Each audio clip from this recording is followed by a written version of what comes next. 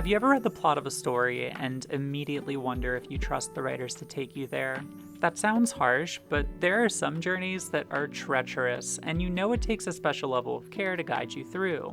I say this because I had one of those moments researching Kemono Teatime. When I saw that this description needed to be followed up by an additional warning, I got a bit concerned. Mixing a cute aesthetic with a story that haunts you is certainly nothing new, and what was written made that pretty clear, so what's with this? The way I see it, either levels of misery not previously known have been crafted, or people saw the screenshot and thought, oh cute, and didn't read. Probably that. We've seen it happen before, and honestly, the devs going out of their way to add that warning signaled a level of care that took me back to my first question. Do I trust Studio La La La, yes, that's their name, to take me on this journey? I think so. And a quick spoiler warning, this is a story that makes it very clear that this is about characters near the end of their lives. I won't talk about any major spoilers, but I'll be using some backstory the game provides early on. It shouldn't impact your experience. From day one, I really appreciated how Kemono Teatime communicates with players. It's upfront about what matters, and doesn't rely on tired beats of easy emotional storytelling. There's this one line in the Steam description that makes me laugh now because it's so clearly marketing fluff. Why open up a limited time cafe to begin with, anyway? The truth is up for you to uncover. Well, we uncovered the truth within the first hour, so case closed.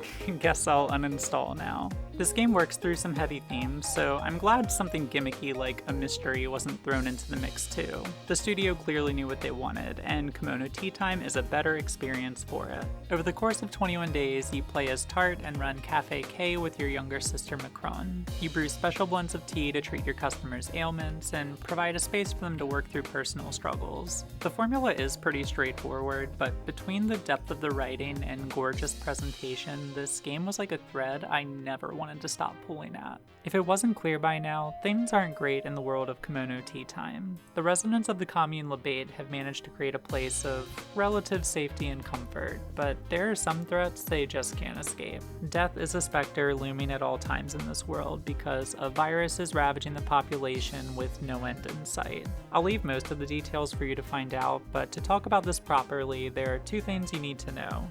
The timeline is fast, and people know when it starts. I'm sure you can imagine how much stress this puts the characters under, but the way their grief is handled is remarkable.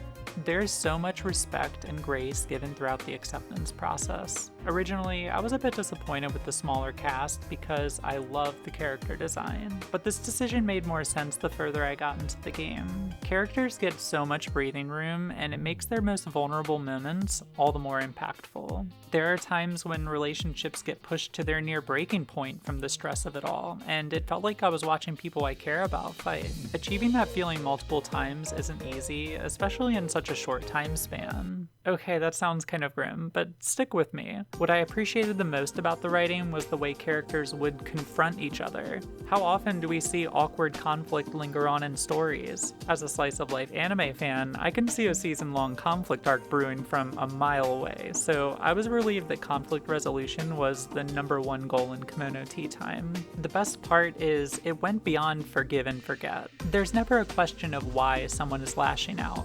Of course their trauma is validated, but the effect it has on others is just as important. When these confrontations happen, the accountability and understanding are what makes the resolution feel so complete.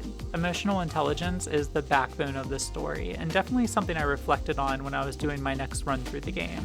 While character bonds are probably 90% of the game, there is a bit of world building that's worth talking about because it really complements the narrative well. Some of the information is given through mandatory dialogue, but most is optional through either reading the daily paper or listening to the radio. I wouldn't expect too much from this aspect of the game, but the limited bits of lore are definitely insightful and unfortunately bleak. The struggle for solidarity in an increasingly hostile world definitely hits close to home and highlights Cafe K's sense of community. It always feels like Tart and Macron have created something special, and zooming out further from Labate only confirms that feeling.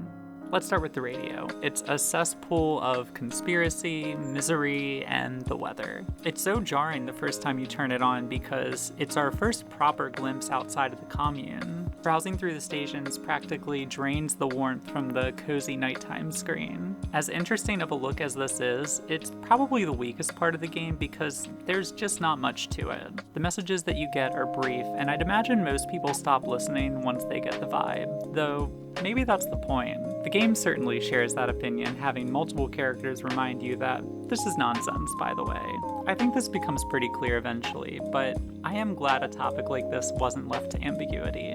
In contrast to the radio, I really looked forward to reading the newspaper at the end of each day. It's also a bit short, but I loved the look at daily life into Lebate that it provided. We never get to walk around the commune ourselves, so the paper helped ease that wistful feeling. Each update helped me to understand their mindset a little bit better, and I was always left wanting more. The radio and the newspaper may not be perfect, but I think they were worthwhile additions to the game because they really helped underscore the themes in ways that character bonds alone can't. We get to hear firsthand how people are breaking down in isolation, turning to misanthropy as a coping mechanism. It shows the communes surviving the dire state of the world are the ones that care for each other internally and maintain outside connections too. I think the character arcs do an excellent job showcasing how important it is to understand the people around you. But without the world building, we'd miss out on that critical second half too. When those themes all come together, we get a heartfelt look at finding hope within tragedy. Kemono Teatime is a weird one to recommend. It's charming aesthetically, punishingly sad, but somehow hopeful too. It puts everything it has into reminding you that time is fleeting and our relationships are worth effort. I wouldn't necessarily call the story profound or novel, but the value that I took from this game was in the heart that went into it. From beginning to end, it's so clear that this was a project with a lot of passion and conviction behind it, and I think that's what separates this game from being a cute bit of misery and something that ended up being pretty special to me. It might not be for everyone, but I found value in it. Thanks for watching. I'll see you next time.